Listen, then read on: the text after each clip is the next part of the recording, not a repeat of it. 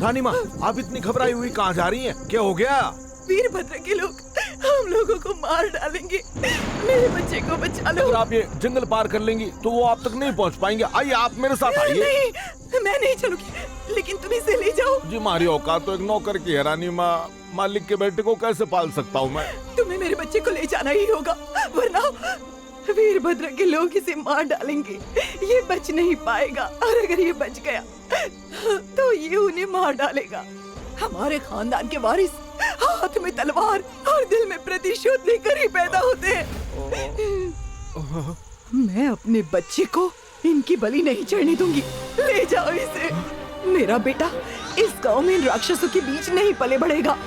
ये तुम्हारी जिम्मेदारी है। ले जाओ इसे, ले जाओ, जाओ, जाओ। हमारी शादी के 5 साल बाद हमें भगवान ने बेटा दिया है, लेकिन ये मेरी पवित्रता पर शक कर रहा है और कहता है कि ये बच्चा उसका नहीं है। मालकिन, ये बच्चा किसी और मर्द का है। ये झूठ बोल रही है। इसकी शक्ल भी मेरे से नहीं मिलती है। अब मैं इस औरत के साथ 1 भी मिनट और नहीं रहना चाहता। बच्चे को भले ये कहीं छोड़ आए या फिर इसे किसी नदी में फेंक दे। इस दुनिया का सबसे पवित्र रिश्ता पति और पत्नी का होता है। घर चलाने के लिए घर, गाड़ी, नौकर चाकर नहीं चाहिए, भरोसा चाहिए। और तू क्या बोला रे? बच्चे की शक्ल तेरे से नहीं मिलती? शर्म नहीं आती तेरे को? किसी बच्चे को उसकी शक्ल उसके रंग की वजह से छोड़ देगा? जब ये औरत तेरी पत्नी बनी थी तब इसने तेरे जैसे गधे पे विश्वास किया और अपना सब कुछ पीछे छोड़ दिया, और तू अब इसी पे शक करेगा? बच्चे का चेहरा खराब नहीं है, तेरी सोच घटिया है। ये बच्चा नहीं चाहिए तो किसी बेऔलाद माँ बाप को दिया, कम से कम उसका ख्याल तो रखेंगे, वरना मेरी तरह अनाथ बन जाएगा। अपने को जन्म कोई और दिया, परवरिश कोई और किया, और आज मैं इधर है। मैं सिर्फ इतना जानता है कि अपने पर महादेव का आशीर्वाद है, बाकी किसी का एहसान नहीं लिया, सिवाय उनका जिन्होंने अपने को पाला है। अपनी बीवी पे शक करने के बजाय बच्चे का ख्याल रख, उसकी अच्छी परवरिश कर।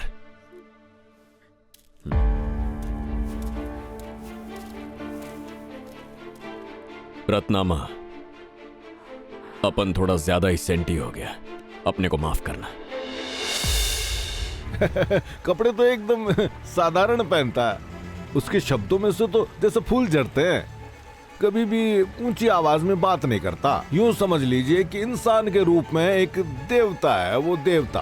बहुत गुस्सा आता है मेरे को, भेजा सटक जाता है अपन का जब कोई किसी बच्चे को अपनी मां से दूर करता है।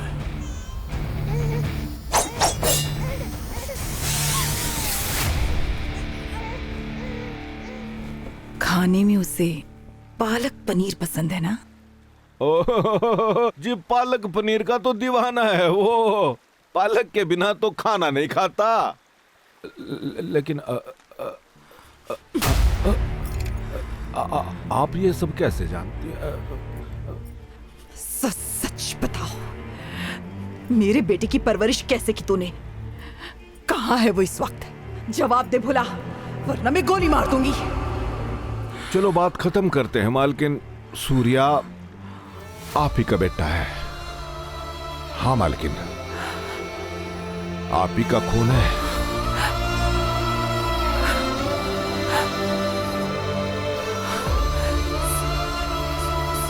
सूर्या? हाँ हाँ जी मालकिन।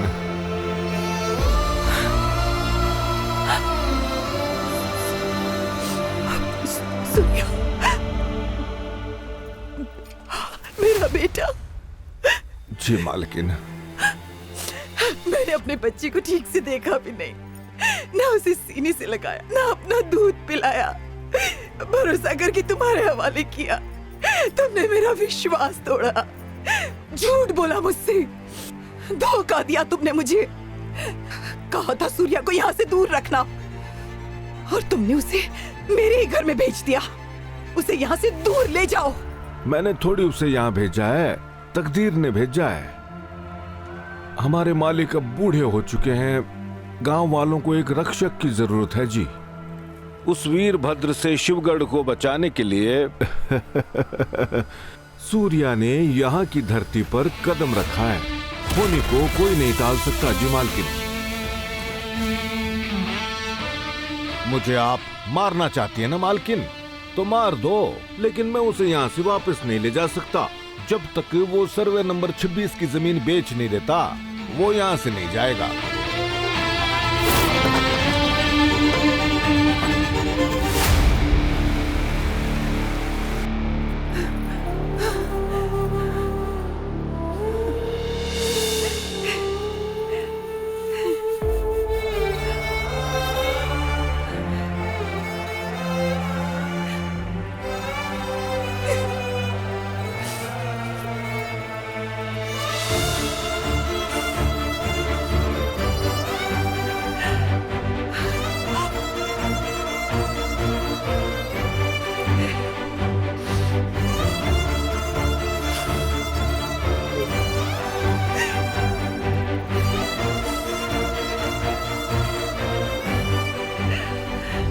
तू वापस कब आ रहा है सूर्या? मैं जल्दी आ जाएगा रे। उधर सब मस्त है ना?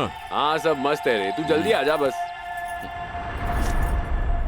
सिगरेट पीना सेहत के लिए हानिकारक है। जाओ जाकर नहा लो, मैं कॉफी बनाती हूँ।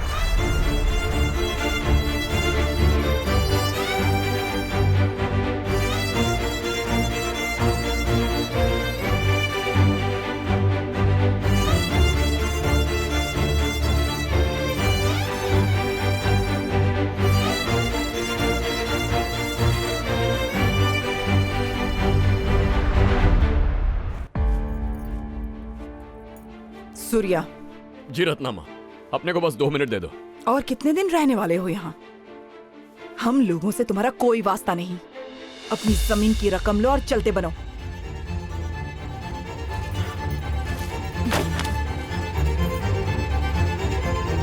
ये लो, तुम्हें तो बस अपनी जमीन की कीमत से मतलब है ना? तो उठाओ ये और निकलो यहाँ से। मैं तो यहाँ जमीन बेचने के लिए आया था, लेकिन आप लोग ने मेरे को सब कुछ दे दिया। मेरे खाने पीने का ख्याल रखा, मेरी मनपसंद चीजें बनाई, मेरे को रहने को घर दिया, अपने बेटे की तरह मेरा ख्याल रखा, और अब ये जमीन खरीद कर अपने को एकदम टेंशन फ्री कर दिया। अब तो इधर रहने का कोई सीन ही नहीं बनता है। आज मैं मेला देखेगा, कल सुबह कट लेगा। अभी निकलो।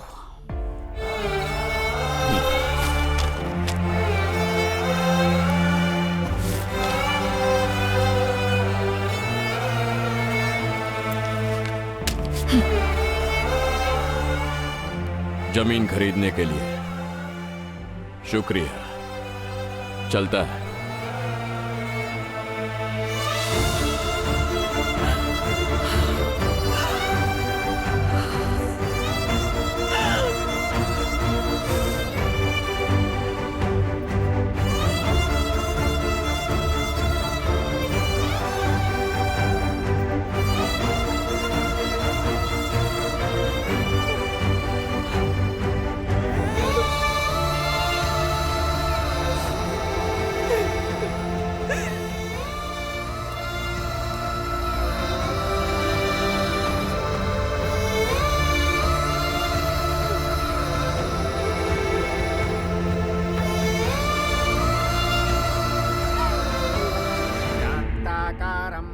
शयनम पद्मनाभम सुरेशम माँ, मैं प्रसाद लेके आती हूँ। सदृशम मेघवर्णम शुभांगम। रक्षा कवच स्वीकार कीजिए। भगवान आपकी रक्षा करे। ओम ब्रह्मा मुरारी त्रिपुरांतकारी भानु शशि भूमि सुतो बुधश्च गुरुश्च शुक्र।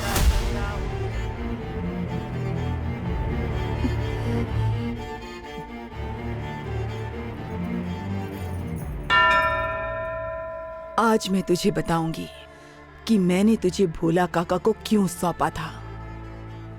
शादी से पहले मुझे लगा कि मेरी शादी एक बहुत ही साधारण इंसान से हो रही है, लेकिन शादी के मंडप में मुझे पता चला कि तेरे पिताजी प्रतिशोध की आग में लिपटे हुए हैं।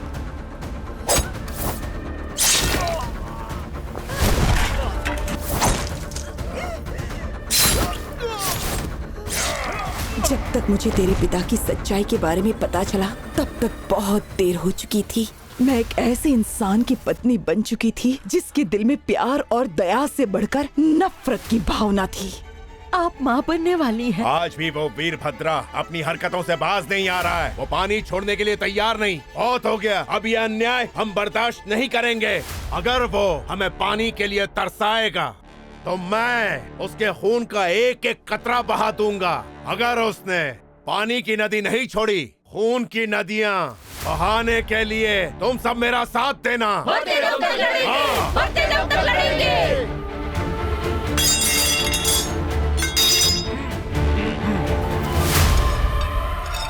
मालिक, मालिक, आप पिता बनने वाले हैं।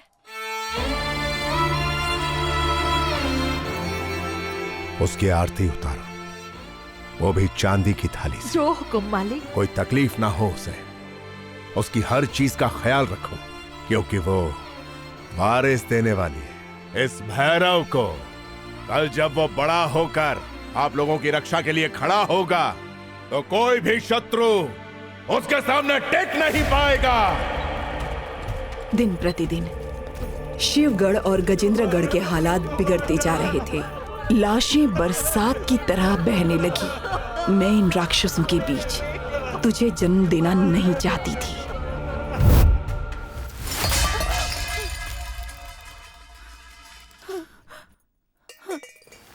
फिर एक दिन ऐसा लगा जैसे भगवान स्वयं मुझसे कुछ कहना चाहते हैं।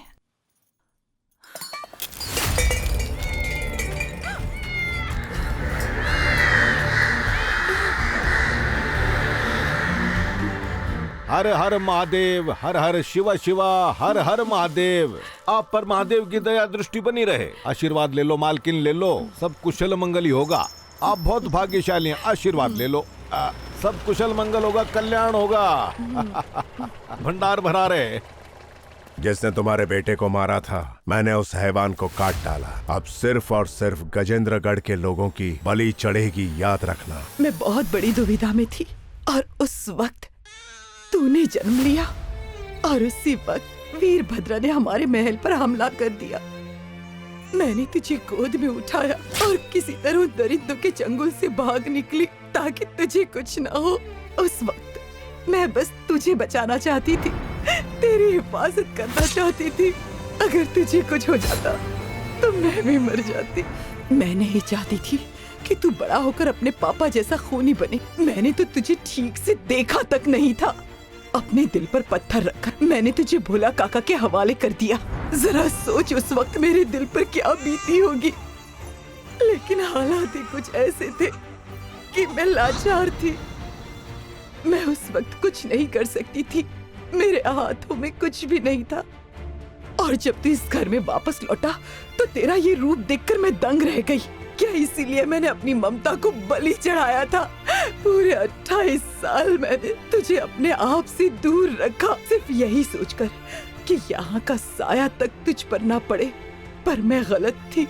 मैं तुझे उस साये से दूर नहीं रख पाई, बिल्कुल नहीं रख पाई। जरा सोच मेरे दिल पर क्या बीत रही है।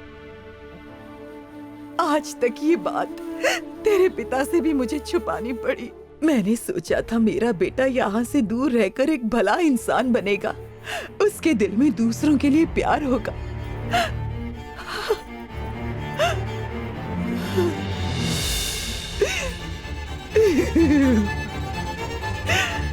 मेरे को माफ कर दे मेरी माँ।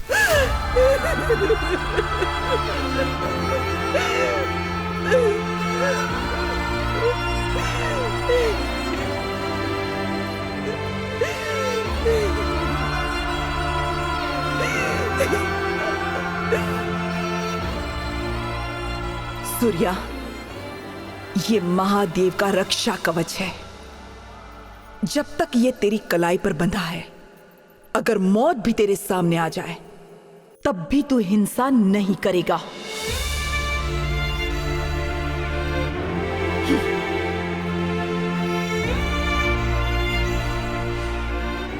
भगवान का आशीर्वाद ले।